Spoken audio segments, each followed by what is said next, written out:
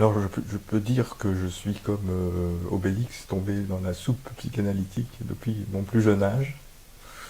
Euh, j'ai j'ai lu Lacan très jeune, à l'âge de 15-16 ans, c'est-à-dire en cours de philosophie. Plus tard, on nous a parlé de psychanalyse, mais j'avais déjà un aperçu très précis de la chose. Je me suis intéressé à Lacan parce que c'était très difficile à lire. C'est-à-dire que je comprenais rien au début. Et c'est le fait de casser la tête et de retrouver des références, surtout au niveau scientifique.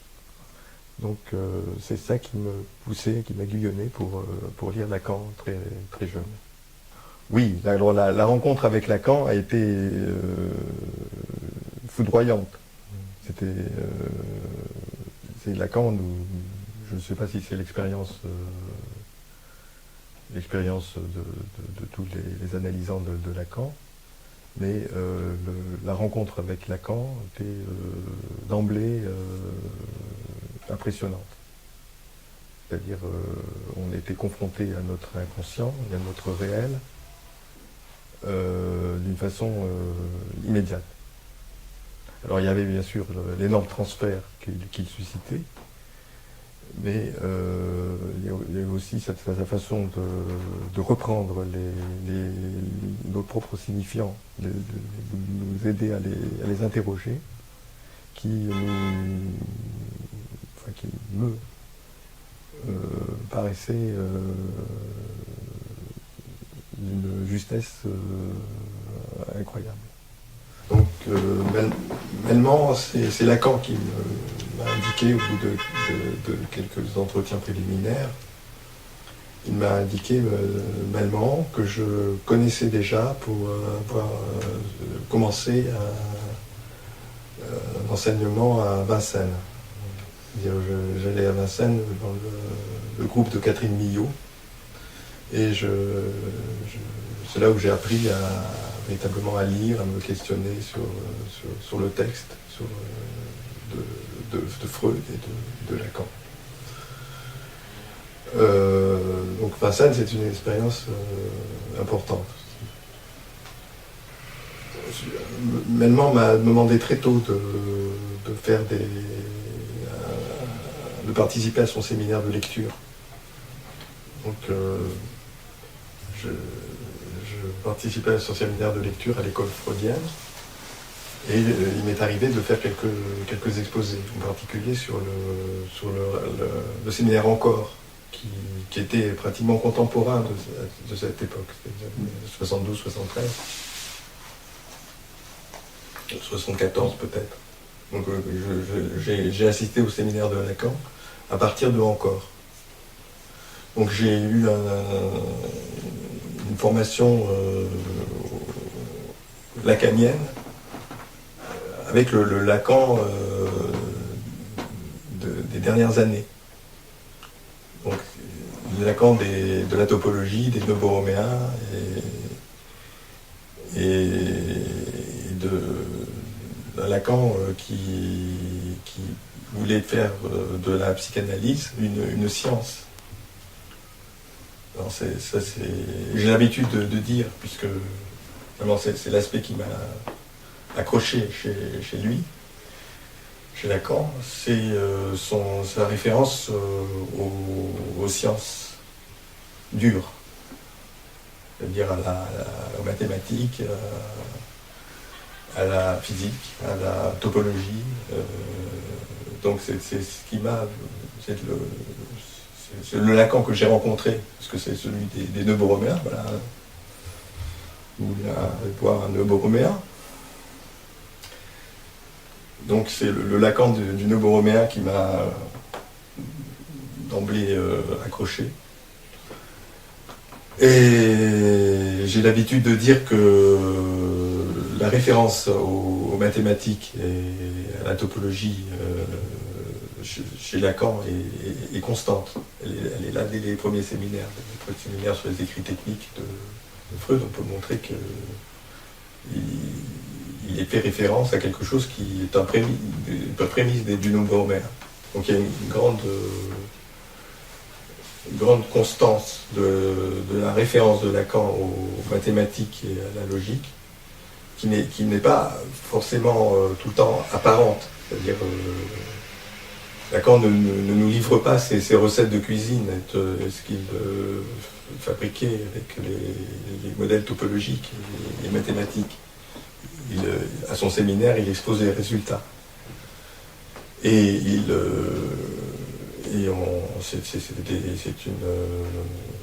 cette référence aux mathématiques, à la logique, à la topologie, on pourrait dire, lui sert de guide dans son enseignement. C'est bien qu'on peut détester cette référence aux mathématiques, à la logique, etc. Et il y a beaucoup d'analystes qui sont lacaniens, qui se refusent à prendre cette référence au sérieux, mais s'ils suivent l'enseignement de Lacan, ils passent forcément, sans s'en rendre compte, par cette référence. C'est-à-dire qui a guidé son travail. Alors, j'ai toujours eu le souci de montrer en quoi ces modèles, cette référence mathématique était préparée les instruments que Lacan mettait en place pour interroger l'inconscient et le réel.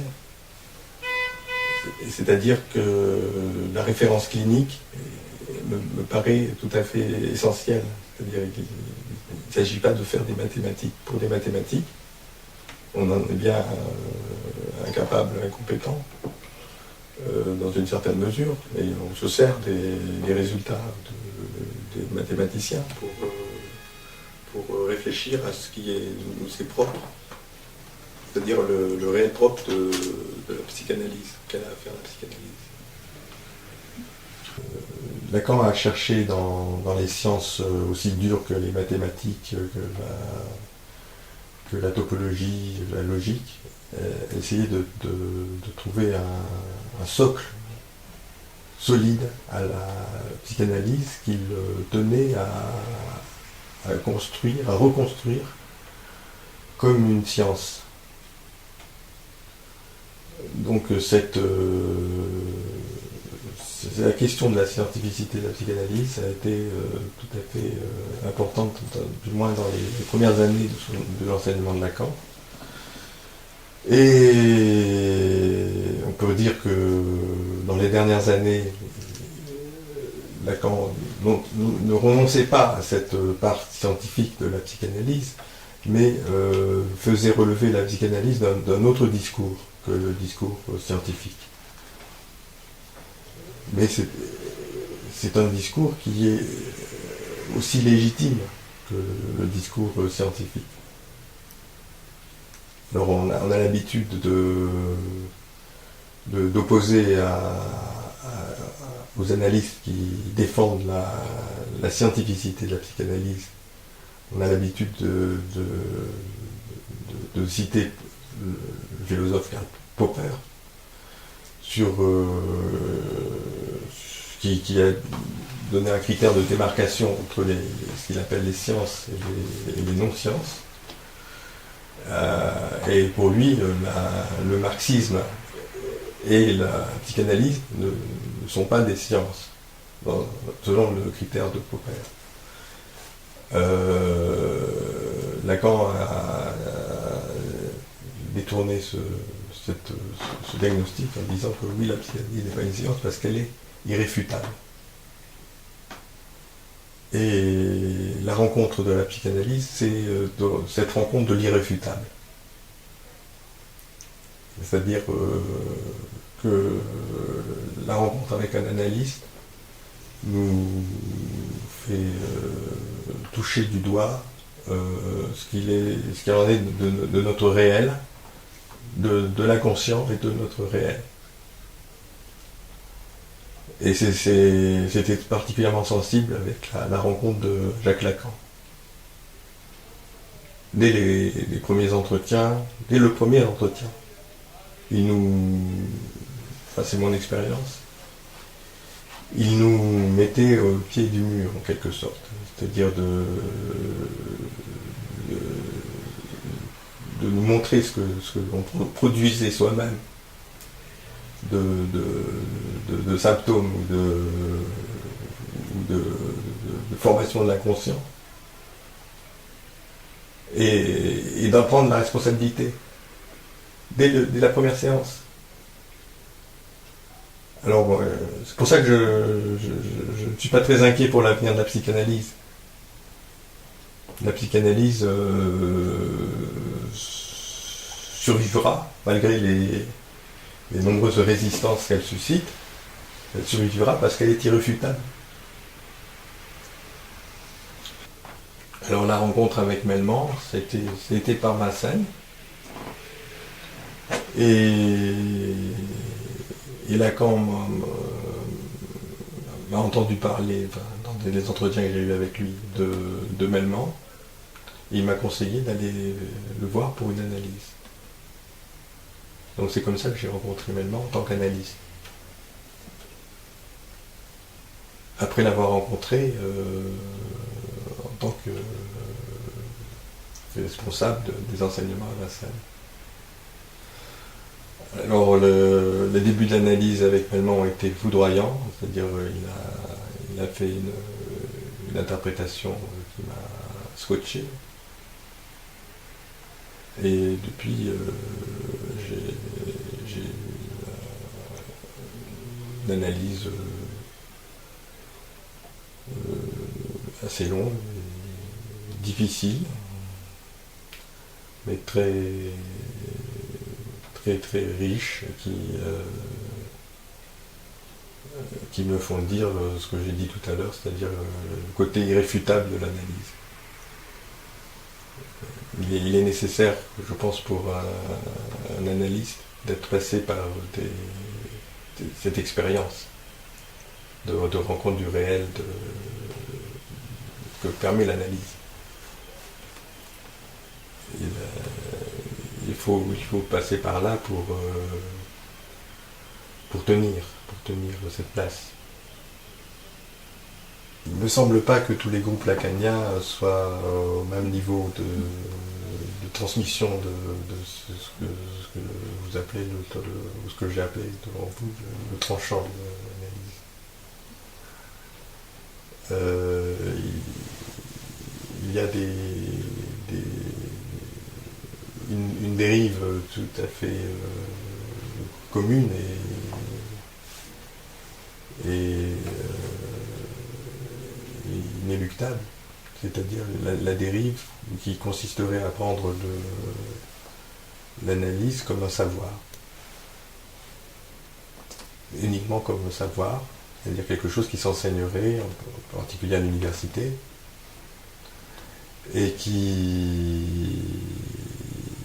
se détacherait d'une formation d'analyse à l'analyse qui est spécifique, c'est-à-dire la tâche d'une école de psychanalyse est tout à fait spécifique. C'est-à-dire on ne demande pas à un professeur de mathématiques d'être un triangle, mais on demande à un analyste d'être avec son être dans l'analyse. C'est tout à fait différent. C'est-à-dire que c'est une expérience qui transforme subjectivement. Voilà, une association de psychanalyse, quelles que soient ses perversions, ses fonctionnements institutionnels plus ou moins discutables, c'est pour ça qu'une association de psychanalystes n'est pas forcément démocratique, n'est pas forcément satisfaisante sur le plan politique. mais elle doit être à une juste place, mettre les analystes qui y participent à une juste place. C'est la politique propre, à une juste place au niveau de ce tranchant, de ce bord sur lequel nous devons nous tenir tout le temps pour maintenir cette expérience vivante. Souvent dans les associations de psychanalyse lacaniens qui existent, la référence topologique, mathématique, etc. Est laissée de côté. Enfin, sauf dans certaines écoles, dans certaines associations. Mais avant ma présidence et au cours de ma présidence, j'ai pu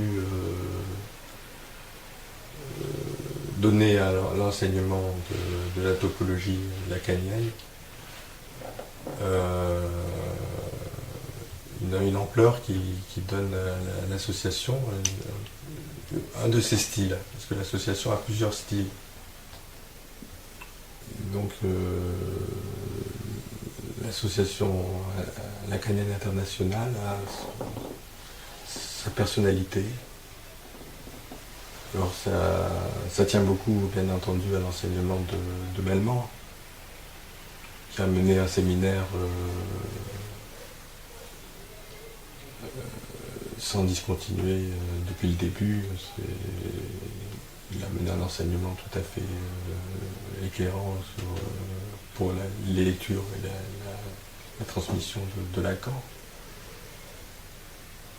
Et il a montré qu'on pouvait faire avec ce que Lacan nous avait légué quelque chose qui réclamait de l'invention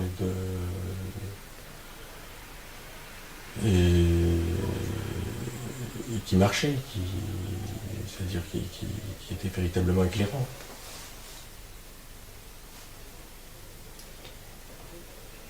Et Lacan nous a fait lire Freud en découvrant cela qui était à la portée de tous. Il suffisait de lire. Mais qu'est-ce que Lacan a amené de plus pour nous permettre d'y lire ce qu'on peut y lire aujourd'hui? Eh bien, un travail théorique qui a consisté à nous montrer ce qui est évident. Alors une fois que c'est montré, cette histoire de langage, eh bien, on pourrait dire que ça marche tout seul. On est là en train d'écouter quelqu'un qui parle, puis on lit autre chose dans ce qu'il nous dit, avec certaines intentions. C'est pour ça que Lacan conseillait de ne pas comprendre, ou de ne pas comprendre trop tôt, de ne pas chercher à comprendre. C'est parce que dans le discours d'un analysant, il y a ce qu'il cherche à nous dire, et puis dessous, il y a ce qu'il dit sans savoir qu'il le dit. Cette nouvelle économie psychique veut rendre compte des effets du discours capitaliste sur l'homme contemporain. Alors, la nouvelle économie psychique s'appuie entre autres sur la topologie. C'est-à-dire, il y a eu pendant quelques années des débats autour du nœud A3 ou du nœud A4 dans notre association. C'est-à-dire le nœud A4 avec le nom du père comme quatrième. Est-il indispensable pour que ça tienne, pour que la structure du sujet tienne? Si le nœud borroméen peut tenir à 3, c'est bien que le quatrième n'est pas indispensable. Alors, comment cela se traduit-il cliniquement? C'est toutes les élaborations de Melman depuis quelques années qui nous le montrent. Voilà.